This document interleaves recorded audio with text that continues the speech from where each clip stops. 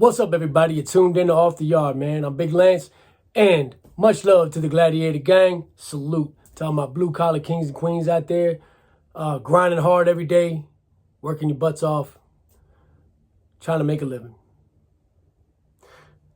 You know, this has been an interesting series, for me anyway, prison warfare. It brought back a lot of memories, and it made me want to tell a lot of stories. But you know what? We've heard the stories. We've heard I was in the chow hall and then I was in the da-da-da. We've heard all that. Today we're going to talk about what happens when there is no common resolve, when there is no politicking it out, working things out, trying to be adults, trying to be men. Sometimes you have to resolve your way of thinking to the fact that men were designed to be warriors. Men were created to be hunters. Fighters. We weren't created to sit back on the couch after working, eating a chicken pot pie, watching baseball. That's not what men were created for. And when you get put into an environment where there's nothing but men, there's nothing but testosterone, what do you think is going to happen? Men are going to go back to that primal way of thinking, man. They're going to go back to that hunter mentality. Predator, prey. When people say predator, that doesn't always mean sexually. There's people who prey on people through violence, man. People who just wake up every day and are mad at the world and just want to take it out on somebody else. Why do you want to do that? Because they want you to feel their pain, man. They don't know how, or were taught at a young age, how to express their feelings. Men weren't created to do that either. We're meant to bottle things up, deal with it, fix it, move on. Now, I've been on a lot of yards, man. I've been on a lot of yards. I've had to politic with gang leaders from all aspects, all factions of life. And the one thing about being a leader is that you have to be able to manipulate your own way of thinking sometimes. You have to get past whatever opinions or emotions you might have because you have to deal with somebody on their level. Sometimes you have to understand where somebody's coming from in order to find a resolve. But sometimes that resolve just ain't there and you have to go to war. Sort of like out here, ain't it? Sort of like when two presidents can't agree on something, you got to send 1,000 people over to some dictated place or designated area and fight it out. It's the natural order of things, I reckon. I reckon it's just one of those things where humans have to feed that animalistic nature that we have. And prison is the perfect place to do it because, yes, there are consequences, but who cares? What else can they do to us? We are in a cage, we're in a cell, we're in a prison, we're in a jail. We are in an institution where we can't get out. So I'm going to make you feel my pain, man. I'm going to make you feel the pain that I've suffered for the last 20, 30, 40 plus years. And I'm going to take it out in that yard and I'm going to take this blade and I'm going to run it through your body. That's the anger, guys. That's what you're walking around all the time. Hundreds of men, sometimes thousands. People always say in the comments, man, it wouldn't happen to me.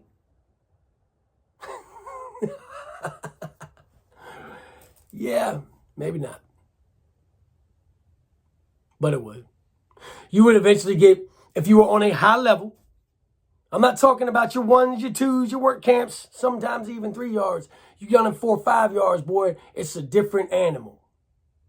I'm telling you because I've been there. A lot of these prison channels get on here and talk about this, that, and have never been there. Well, your boy has. Some of the things that I've done in the penitentiary haunt me to this day, years later, getting out. I've been out since 2018. Even going into I had to go to court last month, and when I went to court, I had to go get fingerprinted once again, so they sent me to the county jail. And when I walked in that county jail, Pamunkey County Jail, instant anxiety. Instant. I wanted to just throw up. I was scared. I didn't think they were going to let me out. Something was going to happen. Am I going to have to start fighting my way out of this place?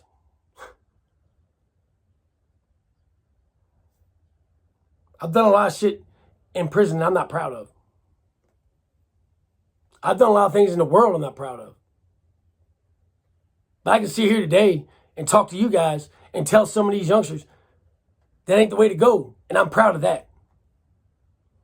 But let's get to it. So being on a high level yard, you're going to have to politic about things. And here's the situation. You have to be able to come to a resolve where you're either going to have to give a little or not take anything. You can't look like a punk. You can't look like you've lost control of your group. And you cannot make your group look weak, because the minute you do that, it's over for all of you. When you join an organization, you're part of a group, you are a complete whole representation of that group, not just yourself.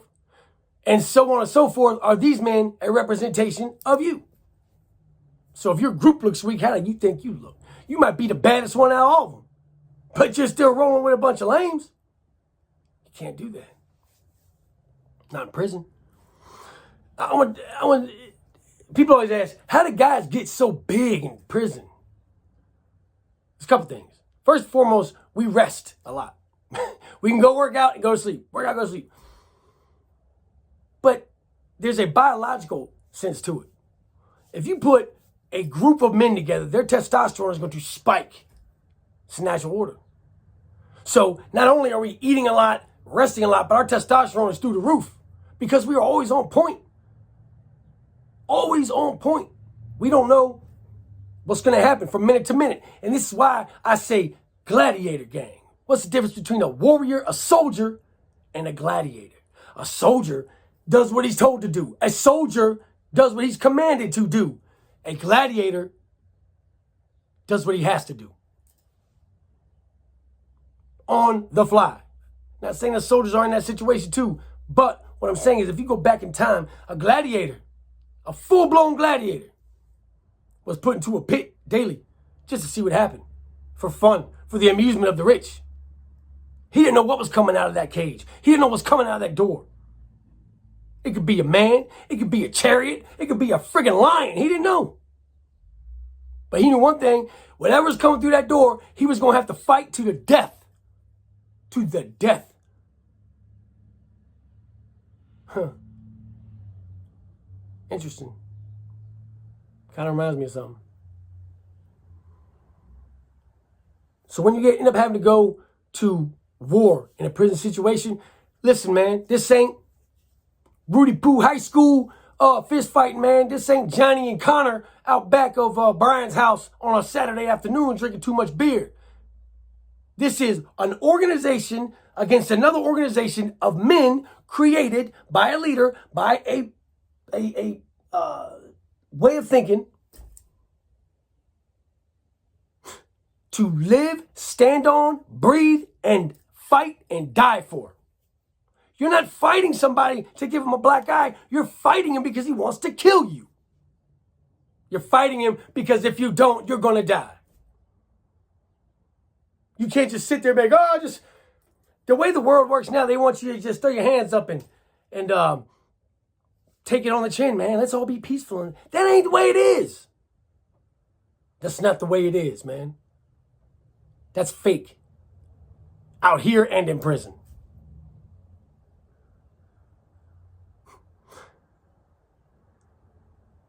And I'm not trying to sit here and make it sound glorious. There is no honor in this. There's no honor in fighting in a prison yard. There's no honor in victory. Maybe at the moment. But I look back, guys, and I look at the scars on my body from having knives put inside of my skin, inside of my body. And I wonder, what was I fighting for? Who was I fighting for? How come I can put all that energy, all of that pain, and all that motivation into that stuff right there, but I couldn't do it out here? That was the question I had to ask. I think a lot of you have to ask the same question too. I think a lot of y'all are in this rut and you're like, what am I doing? Why can't, Prison violence is something beyond medieval, man. Even in medieval times, they had good weapons. We're tearing off metal from a bed or a shelf or a fence or something we find, and we're wrapping it up. We're like cavemen.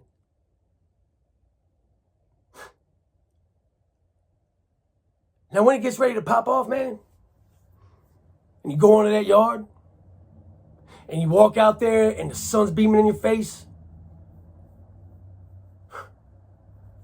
and you're thinking, this might be the last time I see the sun. This might be the last time I breathe this wonderful air. Because I'm walking out in this yard to go fight a lot of guys, and all of them want to kill me.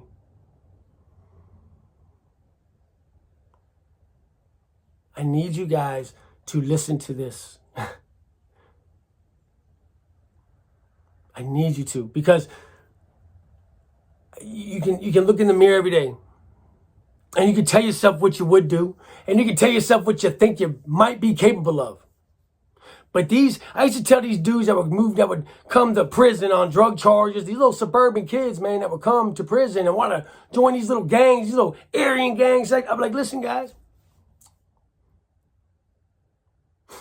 those other groups, Black, Mexican, and they grow up in war zones. Literally. They grow up in war zones. A lot of these kids were selling dope at 13, 14 years old because that was all the money their family had. I've seen it. I've been up to Baltimore. I live in Richmond. I see it every day.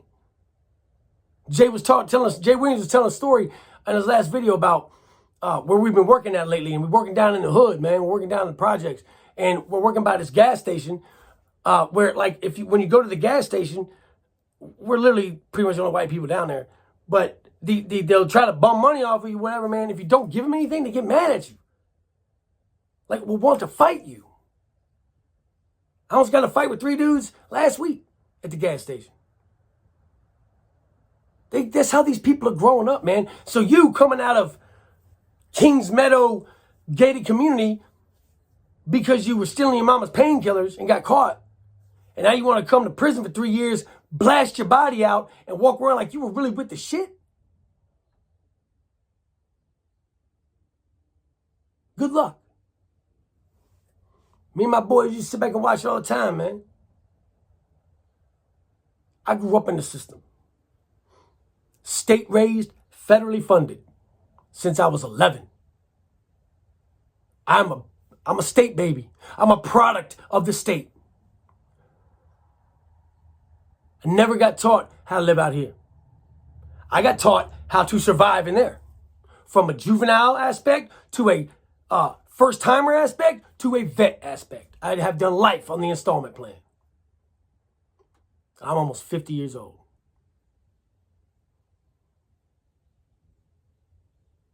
This is where it ends. Prison warfare is bloody. Prison warfare is brutal, and it is ancient. People always ask me, what word would you describe fighting in a cell with a knife against another man with a knife? I said, it's personal. It's very personal. You can shoot somebody from 100 yards away. You never saw their face. But you go to stabbing with another person. You see every wound. You see every grimace. You feel every puncture. They see it on you. You become personal. And you just hope you live through it. Resolution. It's kind of a big word, kind of a meaningful word, isn't it? It's one of those words that can go on both angles of the spectrum. It can be a very, very positive thing. Man, we got some resolution, or it can be a very negative thing, because the worst resolution in a prison warfare is you dying. There are no more wake-ups. There are no more chances. You are dead. You hear me, youngster? you're dead.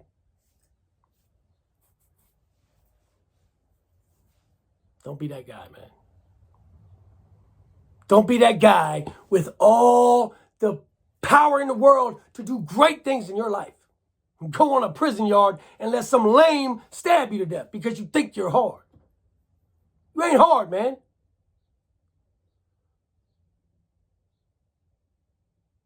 Live your life.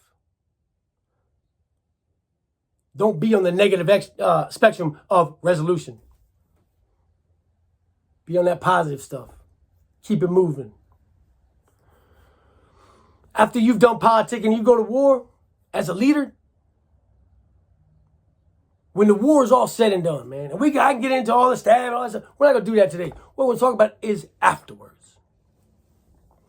When you're sitting in isolation for the next 6 months, and you're sitting there for 3 months with the holes in your body healing, hoping you don't get gangrene, hoping you don't get infection and freaking die in your prison bed, because they're not coming to help you.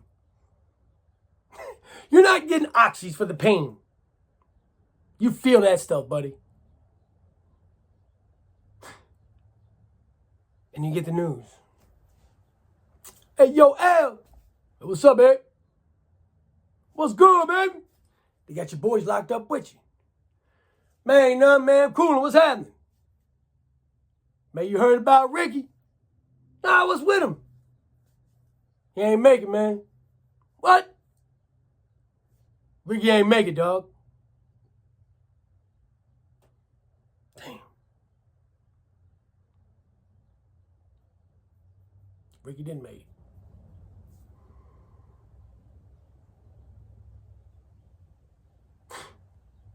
I tell a story in another video, but for you new guys, I'm going to say the story, and then I'll be done with this video. I was at Sussex Warren State Prison years ago, 2001. A homie, 19 years old, man, getting ready to go home in like 18 months or something. Just had a little daughter. Beautiful, beautiful kid. I was so happy for him. He's going to start his life over. But he was running with us. Sometimes when you're in a big group, you feel invincible, man. Like, you start to sway, especially as a young man, full of testosterone, full of energy, full of life. It was a split tier, man. It's top tier, bottom tier, right? So it's a 23-hour, it's a supermax. It's a 23-hour lockdown, 23.5-hour lockdown day. You come out, try to rush, take a shower, make a phone call, back to your cell till tomorrow. Yeah. We'll get into that in another video. I'm at the microwave. I'm trying to get some hot water, man. I got to heat the water up. My stinger's broke. I got to get some hot water. Two Spanish dudes in front of me, man. Gangbangers. I'm not going to mention the gang because it ain't, you know what I'm saying? We don't do that. But they told me basically fuck off. My bad, YouTube. They told me to piss off. Man, what? Talking to you like that, man. You know who I am? Then we get to back and forth, back and forth. COs get in the middle of it. Oh. Break it up. Lock down. We talking smack the whole way. The COs focused on me while the Spanish dudes kind of did like kind of skirted off, right? Because I'm the loudest. I'm loud when I get mad. I'm like, whoa. Wolf did not want no smoke with these Spanish cats for real. But I couldn't look like a punk, right? So anyway, I get locked down, whatever. I'm telling my son, the homie comes down, he's at my door. The phones and stuff on the other side, but there's a yellow and a red line in the Supermax. And what happens is, if you step over that yellow line, they'll shoot a warning shot at you. Step over red line, it's a death shot. But they had them everywhere, but you weren't supposed to go to other people's cells. But he was leaned up against the wall, and we was talking. And he was telling me, showing pictures of his baby.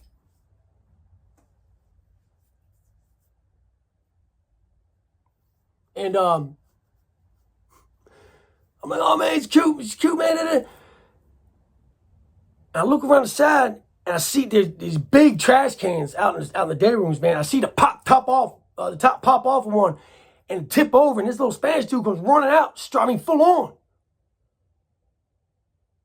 My eyes got wide. I knew it immediately what was getting ready to happen. The other one was on the other side. He popped out the other one and took off. They only had a couple seconds to do what they had to do because the SRT was going to be on. I couldn't, I tried to tell my homie, run through the door, but it was loud. He didn't hear me. He's like looking at me like this, a big smile on his face, showing me his kid. And I saw the first one come around right here, and he's literally right here, and I seen the knife, the arm going to hit the knife, hot in his chest. He's like, and he reaches out to the door like to grab me, and I'm in a cage, I can't get to him.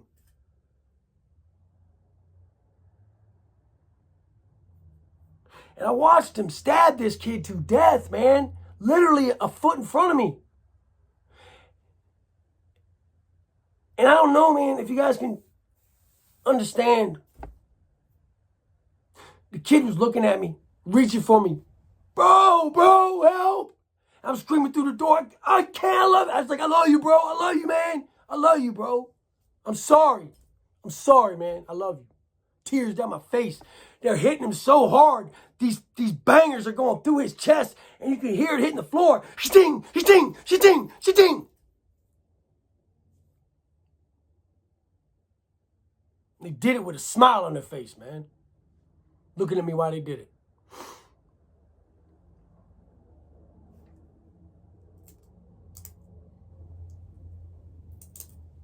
Resolution. Be like that sometimes, right? People talk about having demons and PTSD and things like that.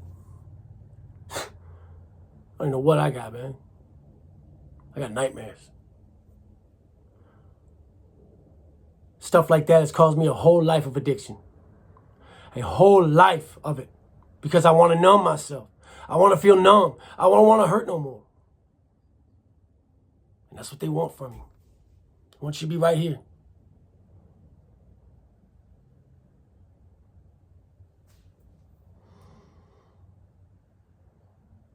Much love to the Gladiator gang. Salute to my blue collar kings, man. 2 L's, the bulletproof R. Till the next one, you gotta stay tuned. Stay sucker free.